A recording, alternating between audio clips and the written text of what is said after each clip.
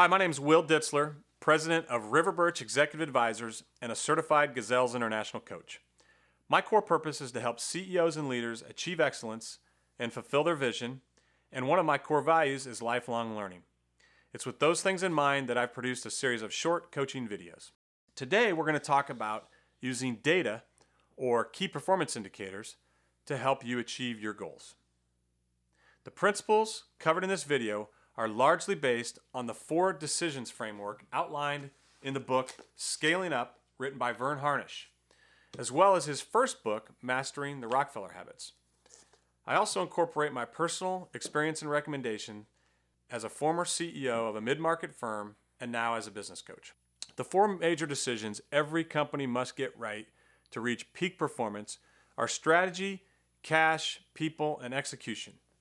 In this video, we're going to focus on one of those, and that's execution. The 3 execution disciplines are priorities, data, and rhythms. Key performance indicators, which I will refer to as KPIs, are a select list of metrics which help you run your business well and meet your goals. Outside of revenue and income, why do we need any other metrics if the bottom line is all that matters? Is net income not the ultimate measure? Well, first of all, I would argue that there are a lot of things that matter besides the bottom line. And in order to manage the bottom line, you have to drive performance higher up the food chain to influence results. Sports offer a great analogy for businesses wanting to use KPIs. It's often said that W's or wins are the only thing that matters, and we all know the scoreboard at the end of the game is the ultimate measure. However, coaches in football or any sport are managing with KPIs. Things like completion percentage, average yards per run, touchdown percentage in the red zone, or turnovers. Working on these KPIs allows the team to have the focus on all the little things that will ultimately influence the final score. So assuming you see the need for KPIs, how do you choose what KPIs to track and how many to have? There are 5 basic guidelines on how to use KPIs effectively. Number 1, prioritize. If you have too many KPIs, you water down the effectiveness and power of using them, just as with anything else. That is why they are called key.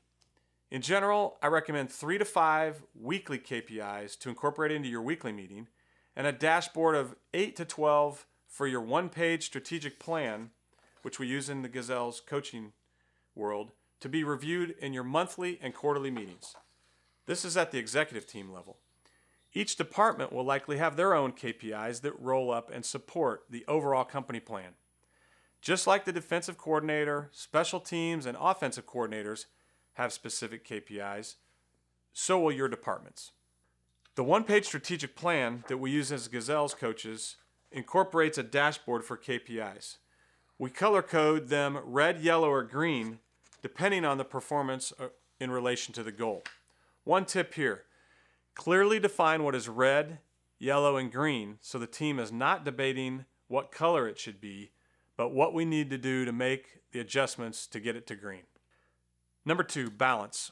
Your KPIs should be diverse or balanced in order to not focus too much on one thing at the expense of others, and to hold yourselves accountable to your core values, your core purpose, and your culture. There are 4 main categories that should be covered: financials, operations or operational efficiency, employees, and clients. Examples of some good KPIs include revenue, profit, accounts receivable days, scrap, labor utilization, turnover, employee satisfaction, client satisfaction, and on and on. Another way to achieve balance is counterbalancing metrics, as oftentimes one KPI does not mean as much without another to support it. Number 3, leading and lagging. In addition to balance, you also need both leading and lagging indicators. Most financial metrics are lagging. They report results after the fact. So challenge yourself to have some leading indicators, particularly for your weekly KPIs. Examples might include proposals, website visits, sales calls, phone volume, or other measures that can be used to predict future performance. Number 4, clarity. In order for a KPI to be effective, you have to be clear on what it means and the formula for calculating the metric. As simple as that sounds, it's easy to come up with a metric and then find yourself in a debate on what it means when you have your monthly meeting. For example, if you're in the consulting business and your KPI is billable hours per employee, what about hours to over budget projects? Do they count? This is also an example of the need for counterbalancing metrics as discussed earlier. In project management-based businesses with lump sum contracts, you have to look not only at billable hours productivity, but at project budget performance. This gives you the true picture. Number 5, ability to measure. As obvious as it sounds, it's important to have the ability to consistently and accurately measure and track the KPI for it to work for you. For instance, if you have a metric of client satisfaction, but no disciplined system for consistently and accurately getting the data, then it adds no value. When you first build your scorecard, you will likely have some to be determined KPIs, and that's okay. You have to start somewhere and build the capacity to efficiently and accurately gather the data needed. So those are my coaching tips on KPIs and how to use them. The first step is believing you need the data to reach peak performance in your organization. Depending on your personality, this can be a hurdle. In the company I ran before becoming a business coach, we were largely managing by gut other than our financials until adopting the execution disciplines in the original Rockefeller Habits book.